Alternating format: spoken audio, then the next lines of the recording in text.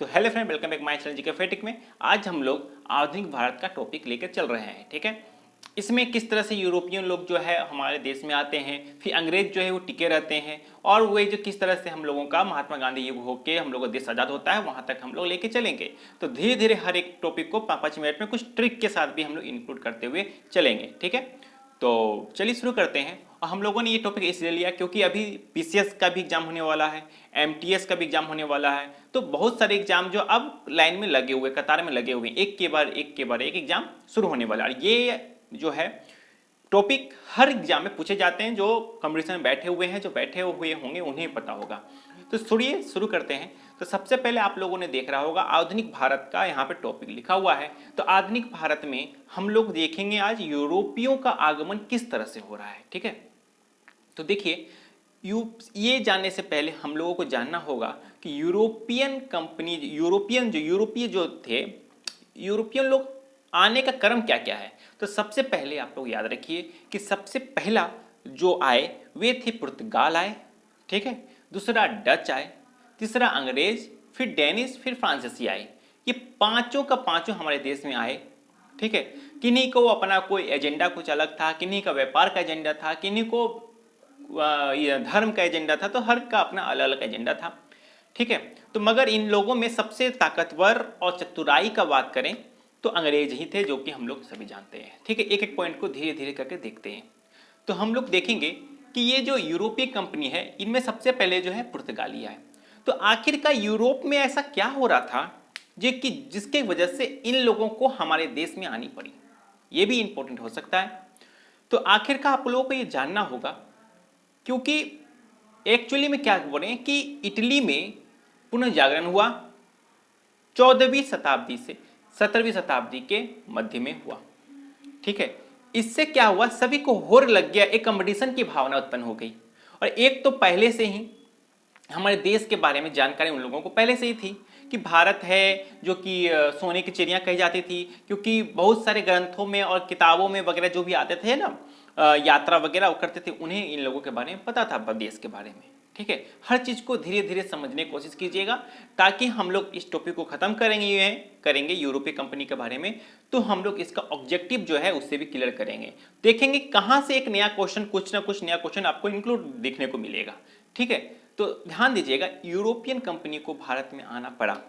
ठीक है, तो आना पड़ा इसलिए क्योंकि वहाँ पे इटली का एक बहुत बड़ा क्षेत्र पे कायम किया हुआ था। ठीक है, अब मैं कहते हैं ना कि अब इन लोगों को आवश्यकता पड़ने लगी कि कुछ नया करेंगे तभी तो आगे चलेगा। कुछ नया नहीं करेंगे, एक लय में चलिएगा तो उनका कभी विकास नहीं होने वाला है। तो मैं यही कहूँगा कि एक कहावत आती है कि आवश्यकता ही आविष्कार की जननी होती है। जब इन लोगों की जरूरत पड़ी कि नहीं, मुझे कुछ नया करना है, मुझे वो देश जाना होगा, ताकि हम लोगों को एक अलग मार्ग ढूंढना पड़ेगा, क्योंकि स्थल मार्ग से एशिया पहुंचना बहुत मुश्किल था। ठीक है, वो बहुत सारी रुकावट पैदा आ रही थी। तो इन लोगों ने सोचा क्यों नहीं हम लोग समुद्र के जरिए पहुंचे। तो समुद्र से जब पहुंचने के लिए उन लोगों को कंपास की, एक नक्शा की व्यवस्था करना पड़ा। तो जब जरूरत पड़ी तो आविष्कार हुआ, तो उसी दरमियान जो हम लोगों को कंपास का खोज हो गया। नक्शा किस तरह से बनेगा, किस तरह से हम लोग जाएंगे। ठीक है, तो उसी तरह से तो ध्यान दीजिएगा 1488 में, ध्यान दीजिएगा, ये देखिए 1488 में बार्तोलोम्यू नाम का एक पुर्तगाली था। उसे जो है यूरोपीय देश उन्हें पैसा दिए कि इन लोगों का मेन मकसद था कि बस देश खोजने का ही काम था। इन लोगों का पैसा दिए कि चलिए जाइए, आप मुझे ये देश खोज के दीजिए। ठीक है, तो इन लोग ये बार्तोलोम्यू जो 1488 में जो है वे चल पड़े। ठीक है, नक्शे के अकॉर्डिंग, कंपास के अकॉर्डिंग। बट ये भारत नहीं आके वे चल गए, वे भारत की रय में ही जा रहे थे, मगर वे जो है केप ऑफ गुड होप की खोज कर बैठे। ये केप ऑफ गुड होप कहाँ पड़ा, ये अफ्रीका के दक्षिणी बिंदु पर वो पड़ता है। ठीक है, तो इन्हें पता चला कि शायद यही भारत है, तो इन लोगों ने वहीं पर जाके डेरा डाला, देखा समझा, तो पता चला कि नहीं ये भारत नहीं है, केप ऑफ गुड होप के नाम इन लोगों ने यहीं पर पड़ गया। तो पूछा जा सकता है कि अफ्रीका के केप ऑफ गुड होप की खोज किसने की, तो याद रखिएगा 1488 में बार्टोलोम्यू ने किया था। चलिए, ठीक है, अगर हम लोग बात करें तो एक मैप के जरिए हम लोग कुछ समझते हैं। ठीक है, देखिए आप अगर आप लोगों के पास अगर मैप हो तो देख ही लीजिएगा, हम लोगों का भारत तो इस तरह से आप लोगों को दिख गया होगा, इस तरह से भारत है। दूसरा आप लोगों ने देखा होगा कि एक अफ्रीका है जो कि इस तरह से भी है, और यूरोपियन कंपनी यहां पर है, ठीक है, इस जगह पे है। तो ये लोग क्या किए ना, ये लोग यहां से तो निकले, बट जैसे कि बार्टोलोमियो जो थे 1488 में, बार्टोलोमियो जो है ये यहां से निकले बट यहीं पर आके रुक गए, ठीक है। इसी का नाम पड़ गया क्या, केप ऑफ गुड होप पड़ गया, जबकि अभी इनको अभी यहां आना था, ठीक है। तो ये सक्सेस नहीं हो पाए। तो जब पता चला कि अरे भारत की खोज कर रहा है, इटली को जब पता चला कि ये लोग भारत की खोज कर रहा था, ये लोग आगे हो जाएगा, ये लोग बोला कि नहीं हम भी इस लाइन में चल पड़ते हैं, क्या हम लोगों को बिल्कुल रास्ता मिल जाए और अच्छा समय का बचत हो पाए। तो इटली का भी एक व्यापारी था, ठीक है, इटली का भी एक व्यापारी था जिसे हम लोग कहते हैं कोलंबस। 1492 में कोलंबस था, ठीक है। 1492 में कोलंबस ने चला तो भारत की खोज करने, वो खोज कर दिया अमेरिका का, ठीक है। ध्यान दीजिएगा, चला था भारत की खोज करने के लिए, खोज कर बैठा अमेरिका का, ठीक है। तो अब देखिएगा, ये है यूरोप, ठीक है, इनको था इधर आना, बट ये मे भी इतना कंपटीशन था, जेलिस की भाव में भी हो सकता है, कुछ भी हो सकता है, जो कि प्रमाण तो कुछ ऐसा मिला नहीं है, मे भी हो सकता है, क्योंकि इनको आना था तो इधर से ही नहीं था भारत आते, बट अमेरिका तो इस जगह पर है, ये यहां आने के बजाय ये इधर ही आ गए, ठीक है। इसका मतलब कि उन लोगों में कंपटीशन इतना भाव था कि वे ईर्ष्या करते थे कि इन्हें इस इटली को जो वर्चस्व स्थापित कर चुके थे, इन्हें रोकना है, इन्हें बंद करना है। तो इनका जो इटली का व्यापारी जो था, ये जो खोज करता जो था कोलंबस जो था, वो भारत की खोज करने के बजाय ये अमेरिका की खोज कर बैठा। कब खोज कर बैठा, तो याद रखिएगा 1492 में खोज कर बैठा, ठीक है। तो हम लोगों ने दो चीज यहां से देख लिया, तीन चीज हम लोग देखा, इटली में पुनर्जागरण हो गया, दूसरा 1488 में कौन आए, बार्टोलोमियो आए, जो कि अफ्रीका के केप ऑफ गुड होप की खोज कर दी। तीसरा हम लोगों ने देखा, क्या देखा हम लोगों ने कि 1492 में अमेरिका की खोज किसने कर दिया, अमेरिका की खोज कोलंबस ने कर दिया, तब जान गए। उसके बाद फिर पुर्तगाली के एक व्यापारी आते हैं, उनका नाम वास्को डी गामा होता है, ठीक है। वास्को डी गामा क्या करते हैं, उन्हें पता था कि यहां तक तो रास्ता हम लोगों को पता है, उन लोगों ने यहां तक तो खाना पाना लेके आया कि खा पी लेंगे, यहां तक का दिन का ले लिए, फिर सोचे कि यहां से अगर कुछ मिल जाए, कोई आदमी वगैरह कुछ होगा, इन लोगों ने बता दिया था, जो गए थे ना, जो कैप ऑफ गुड होप की जो खोज किए थे, उनसे बात हुई, तो बात पता चला कि यहाँ तक खाने पीने का सामान लेके जाइए, यहाँ पे मिल जाएगा, आगे आप बढ़ सकते हैं। तो क्या हुआ, वास्को डी गामा यहाँ तक तो ही लेके आ गए खाना पीना। उसके बाद यहाँ से व्यापार जो है होता रहता था। तो एक गुजरात का एक व्यक्ति था, वे बोला कि चलिए मैं तो भारत जा रहा हूं, चलिए मैं आपको भारत छोड़ दूंगा, ठीक है। तो यहां से वास्को डी गामा जो है 1498 में चल पड़ते हैं भारत। अब भारत जाते हैं तो जाहिर सी बात है, उस टाइम तो मुगलों का शासन था। तो एक जेमोरियन नाम का व्यापारी जो था, यहाँ पे इनका बहुत स्वागत किया।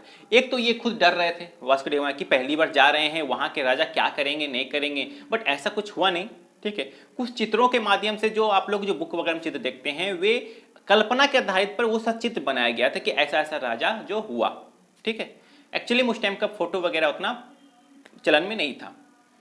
तो वास्को डी गामा जो है पहुंच गए जेमरून के पास, जेमरून ने उनका बहुत स्वागत किया, उन्हें बहुत अच्छी तरह से मसाले वगैरह सब कुछ दिए, जो कि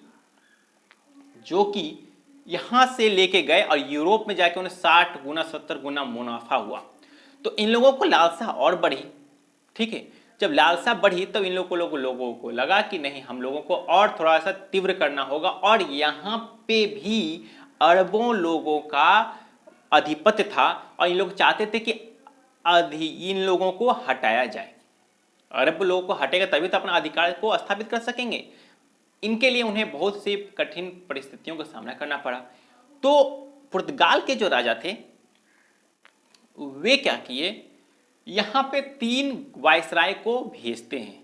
तीनों वायसराय का अपना अपना काल में अपना अपना रुचि जो था, और एग्जाम का पॉइंट ऑफ व्यू से यहां से क्वेश्चन पूछा जाता है। 3 ही वायसराय आते हैं, 3 ही वायसराय के बाद इनका पतन भी हो जाता है। तो चलिए पहले पुर्तगाली के बारे में जो पॉइंट है हम लोग जानते हैं। तो जेमुरियन के बारे में हम लोगों ने आप लोगों को बता दिया सबसे पहला। दूसरा हम लोगों ने ये भी देखा कि यूरोपीय कंपनी में जो पहला जो पुर्तगाली जो थे उन्होंने पहली फैक्ट्री कोचीन में लगाई। अब फ्रेंड, मेरा चैनल का नाम है प्रकाश जी के फनी ट्रिक, तो ट्रिक तो लगाना पड़ेगा ही। तो इसको ट्रिक के माध्यम से किस तरह से हम लोग करेंगे, तो देखिए ट्रिक के माध्यम से हम लोग इसको ट्रिक के या जरिए याद कैसे करेंगे। पुर्तगाली ने सबसे पहला फैक्ट्री कोचीन में लगाया, कैसे याद रखेंगे, पुर्तगाली गाली दिया, कौन सी गाली दिया, कौन-सी गाली दिया, तो कोचीन हो गया। क्लियर, समझा गया। तो पहली फैक्ट्री यहां पे लगा दी। एग्जाम में क्वेश्चन पूछ देगा पुर्तगालियों ने सबसे पहला फैक्ट्री कहां लगाया। अब पुर्तगाली गाली, अरे गाली दिया कहां, कौन सी गाली दिया था, कौन सी से कोचीन हो गया, ट्रिक लग गया।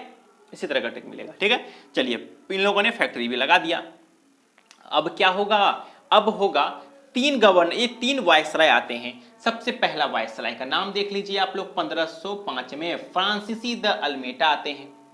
फ्रांसीसी द अल्मेटा आते हैं। इनका मेन उद्देश्य का, ये पुर्तगाली जो थे एक सम्राट के अंदर काम करते थे, ठीक है। वे जैसा बोलेगा वैसे ही करेगा, अपना दिमाग वो नहीं लगा पा रहे थे, ठीक है। तो इसी वजह से जो है पुर्तगालियों का पतन होने का मेन कारण भी था, ठीक है। मेन यहाँ पे बताएंगे पतन जब होने का होगा तो उसके बारे में डिटेल करेंगे। तो सबसे पहले 1505 में फ्रांसीसी द अल्मेटा आए, ठीक है। इनका मेन उद्देश्य जहां जहां जो बंदरगाह थे उन्हें अपने कब्जे में करना, ठीक है, जो इन्होंने अच्छा खासा तक काम किया, ठीक है। उसके बाद 1509 में अल्फांसो द अलबुकर आते हैं, ठीक है। इनका मेन एजेंडा देखिए, यहाँ पे तो वायसराय बन गए, बनने के से पहले वे 1503 में भारत आए थे। वे एक कमांडर के रूप में आए थे। कौन से कमांडर आए थे, 1503 में वे आए थे सकवेंडन कमांडर। देखिए क्या था, कौन सा कमांडर आए थे, नाम देख लीजिएगा,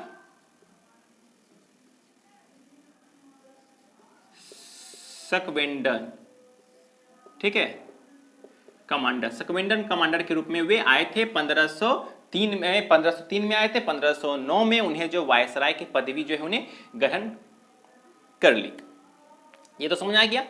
उसके बाद इन्होंने एक चीज किया, क्वार्टज व्यवस्था। इन्होंने क्या किया था, क्वार्टज व्यवस्था किया था। क्वार्टज व्यवस्था क्या होता है, ये पूछा गया है एग्जाम में, ये पीसीएस में पूछा गया है कि क्वार्टज व्यवस्था क्या था।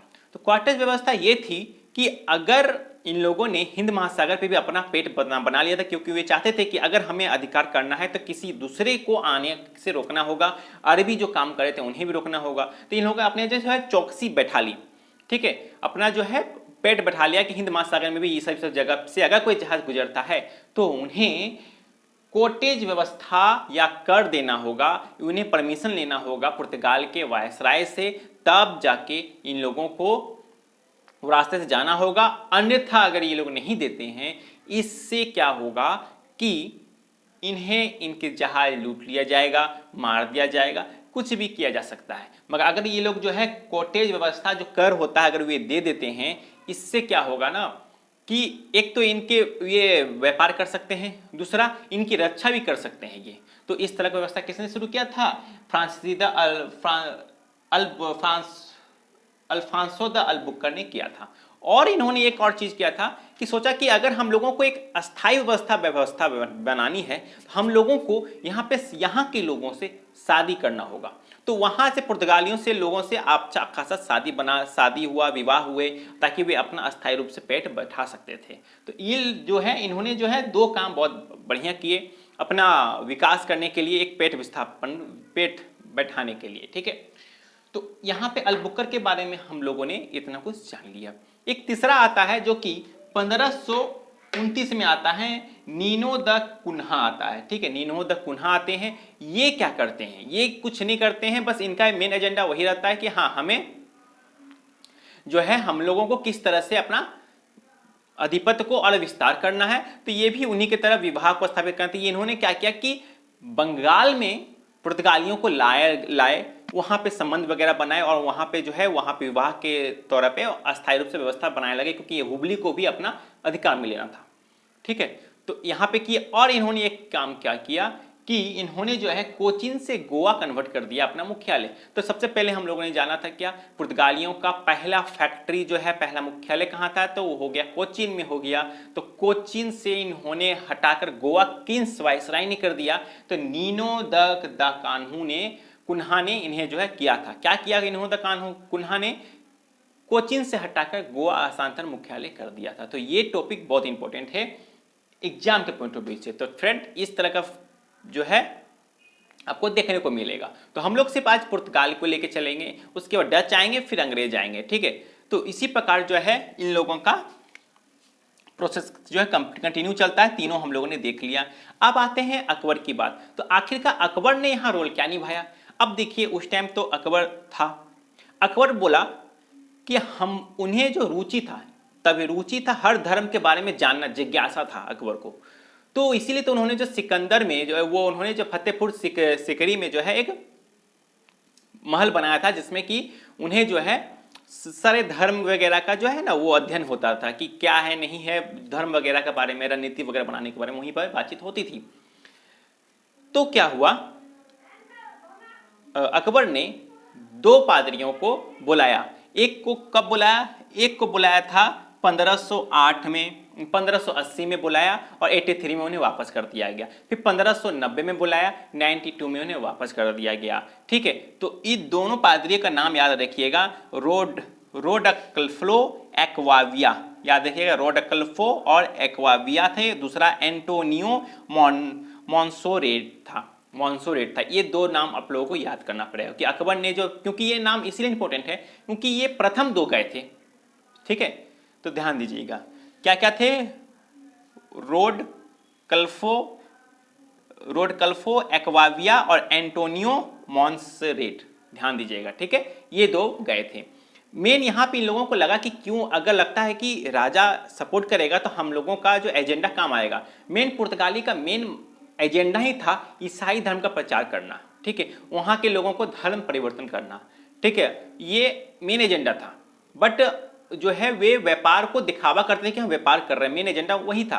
तो जब अकबर ने जब इन्हें ये बुलाने लगा तो ये लोग जिज्ञासा हो उठे कि हाँ चलो हम अगर अकबर को बना सकते, कन्वर्ट कर दिए तो वहाँ के काफ़ी सारे लोगों को हम ईसाई में धर्म में कन्वर्ट कर सकते हैं। बट क्या हुआ कि कुछ समय बाद इन लोग पुर्तगालियों को पता चलने लगा कि अकबर जो है बदलने वाला नहीं है, वे अपना जो धर्म परिवर्तन नहीं करेगा, बस वे जो हमारा सैनिक का यूज कर रहा है। क्योंकि अकबर जानता था कि पुर्तगालियों के पास जो है अच्छा सैन्य शक्ति है, नौसेना शक्ति है, तो इनका यूज क्या करता था, तो बारूद का यूज क्या करता था, ठीक है। तो इसका यूज क्या करता था, जब बुलाया जाता था इन लोगों ने तो बंदूक या भेंट वगैरह कुछ समथिंग लेके जाते थे, इनका काफ़ी सहायता हो जाता था अकबर का। तो ये चीज़ जानते थे अकबर, तो यूज हो रहा था, ये जान गए। अब इन दोनों के बीच में एक आता है सलीम, जिसे कहते हैं जहांगीर। अब जहांगीर सोचा कि क्यों नहीं, अगर हम लोग पुर्तगाल का सपोर्ट करते हैं तो पुर्तगाल का सपोर्ट से हम अकबर को हटा के हम अपने गद्दी पर जहांगीर बैठ सकता है। तो अकबर के हटने के बाद जैसे ही जहांगीर उस गद्दी पर बैठता है वो पुर्तगालियों को भूल जाता है, ऐसा लगता है कि मानो कि वो कुछ पुर्तगाली कोई है ही नहीं, ठीक है।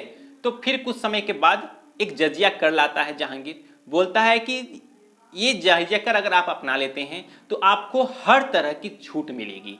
कौन सी छूट मिलेगी? जैसे कि आपको धर्म प्रचार करना है कीजिए, आप नियम के अकॉर्डिंग अगर जैसे कि जुलूस निकालना है, जो उनका जो प्रोसेस होता है वो कर सकते हैं। तो ये लोगों ने अपना लिया, ये छूट मिल गई। यहाँ तक तो सही चल रहा था। मेन चेंजिंग तब होता है जब 1608 में अंग्रेज का एंट्री हो पाता है।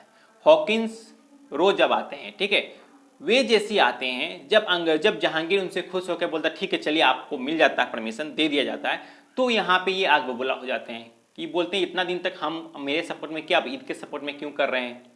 तो ये आग बबूला हो गए पुर्तगाल और ये जैसा तैसा काम करने लगे। ये क्या किया, जहांगीर के ही एक जहाज को लूट लिया। अब जहांगीर के उस जहाज से लगाव बहुत ज़्यादा था क्योंकि उनके माँ की कुछ संपत्ति उसमें थी जो काफ़ी लगाव था, ठीक है। इस वजह से जहांगीर का संबंध पुर्तगालियों से बिगड़ गया।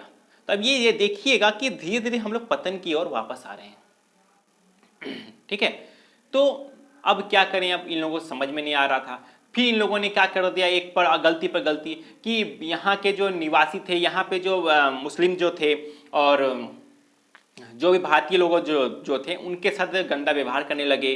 फिर दास के वैसा देह व्यापार शुरू हो गया, मतलब दास्ता का जैसा जीवन बिताने लगे। तो बहुत कुछ ये लोगों ने करने लगा जो कि इन्हें अकबर ये जहांगीर को ये नहीं हो पाया, समझ में नहीं आ रहा कि आखिर ये लोगों ने ऐसा क्यों किया कर रहे हैं, आखिर क्या इनकी मंशा है। तो ये गलती पे गलती करते जा रहे थे और ऊपर से इनका मेन ये था कि स्पेन में एक युद्ध चल रहा था जिसमें इन लोगों ने हार का सामना करना पड़ा। एक तो ऐसे ही जा रहे थे, ऊपर से यहाँ पे अंग्रेज का एंट्री हो गया, अंग्रेज को भी अधिकार मिल गया। अब इन लोगों को समझ में नहीं आया। और ऊपर से मेन होता है ना कि इन लोगों का जो सम्राट था ना, जो इनके अंडर जो काम कर रहे थे सैनिक वगैरह, इन्हें प्रोत्साहन नहीं करते थे। अब जैसे कोई युद्ध में अगर जा रहे हैं तो उन्हें अगर आप लोगों को समय समय पर प्रोत्साहन करना पड़ेगा। हर स्टूडेंट को जाने से पहले हर माँ बाप अपने बेटे को प्रोत्साहन या मोटिवेट करते हैं, ठीक है, ताकि वे अच्छे से ये दे सकें। उसी प्रकार युद्ध में जाने से पहले कोई मोटिवेट वगैरह कुछ नहीं करते थे, बस जाओ युद्ध करो। तो इंटरेस्ट नहीं था, तो युद्ध अब हारना शुरू करने लगे, ठीक है। इस तरह से जो है ये अपना पतन की ओर अग्रसर होने लगे। तो फ्रेंड, यहाँ तक तो हम लोगों ने जान लिया और इसमें तो ऐसा कुछ खास बात नहीं है। तो हम लोगों ने क्या क्या जान लिया, एक पॉइंट के अकॉर्डिंग देखते हैं कि सबसे पहले हम लोगों ने देखा कि इटली का पुनर्जागरण कब हुआ। इटली में पुनर्जागरण हुआ था, उसके बाद यूरोपियों का आगमन हो गया। सबसे पहले पुर्तगाली आए, डच आए, अंग्रेज आए, डेनिश आए, फ्रांसीसी आए, ये सारे पांचों आए, ठीक है। उसके बाद नौसेना शक्ति में परिवर्तन होने लगा। क्या बोलता है आपका, समुद्र के जरिए जो व्यापार शुरू हो गया। और 1488 में जो बार्टोलोमियो ने जो है केप ऑफ गुड होप की खोज कर बैठे जो कि वहाँ पे है, अफ्रीका में है। उसके बाद आ जाते हैं 1492 में कोलंबस जो है अमेरिका की खोज कर बैठता है। उसके बाद 1498 में वास्को डिगामा जो है भारत आ जाता है, जो जेमोरियन जो था वहाँ पे स्वागत करता है, मसाला वगैरह लेके जाता है जब वास्को डिगामा, तो 60 गुना 70 गुना उन्हें मुनाफा मिलता है, तो उन लालसा और बढ़ जाती है। फिर वहाँ के राजा सम्राट जो होते हैं वे जो है 13 जहाज और 23,000 व्यक्तियों के साथ जो है वे आ जाते हैं भारत कि चलो अब वहाँ पे युद्ध करेंगे। तो वहाँ से वो युद्ध करते हैं और कुछ कुछ जगह को जीत लेते हैं। तो फिर वे अपना अधिपत्य जमाने लगे। अधिपत्य जमाने के लिए समझ गए कि अधिपत्य जमाने के लिए हमको अरबों से जो युद्ध करना पड़ेगा। इन लोगों ने अरबों से युद्ध किया, बहुत सारे क्षेत्रों को जीत लिया। उसी बीच आता है 1503 में एक आते हैं, 1505 में एक आते हैं फ्रांसीसी अल्मेटा। इन्होंने भी जो है काफ़ी, एक वायसराय होते हैं, वायसराय जो होते हैं वे जो है अपना धीरे धीरे वर्चस्व स्थापित करने लगते हैं। उसके बाद आते हैं अलबुक्कर आते हैं। अलबुक्कर ने क्या क्या किया, 1110 में बीजापुर जो था गोवा के निजाम गोवा जो था को जीत लिया गया। तो गोवा को जीता गया कब, 1510 से 1961 तक गोवा पर शासन रहा था पुर्तगालियों का। 61 के बाद फिर वे जो है इन्हें छोड़कर चले गए थे, ठीक है। तो किसने किया, अलबुक्कर ने किया था। इन लोगों ने, इसने क्या किया कि पुर्तगालियों को यहाँ लाकर विवाह करवाकर इन्हें अस्थायी रूप से व्यवस्था बना दिया गया। उसके बाद और क्या किया, 1509 में इन्हें जो है 1509 में वायसाय के रूप में पदवी ग्रहण की। उसके बाद कैटेज व्यवस्था जो इन्होंने शुरू किया, इसमें क्या था, एक कर व्यवस्था था जिसके जरिए अगर आप समुद्र के जरिए जा रहे हैं तो ये वहाँ के भारत के जो जहाज हैं उन्हें जो है कुछ टैक्स देना पड़ेगा, कर देना पड़ेगा वहाँ पुर्तगाल के राजा को, ताकि वे जो है अच्छे से वहाँ पे ये कर सके। अगर नहीं देने पर ये लूटपाट भी मचा सकते थे, ठीक है। तो यहाँ पे ये हो गया। फिर यहाँ एक लास्ट आता है 1529 में नीनो दो कान्हू। ये क्या करते हैं, ये करते हैं क्या, कोचीन को गोवा में कन्वर्ट करते हैं। मतलब कि इनका मुख्यालय कोचीन था मगर फिर ये बाद में कन्वर्ट करके क्या गोवा कर देते हैं। तो फ्रेंड, इस तरह का जो टॉपिक कैसा लगा कमेंट बॉक्स में जरूर बताइए। और हम लोगों ने डच किया है और उसके बाद हम लोग जो है अब हम लोगों ने पुर्तगाल किया, अब डच अंग्रेज करेंगे, ठीक है। तो मिलते हैं नेक्स्ट वीडियो में, धन्यवाद।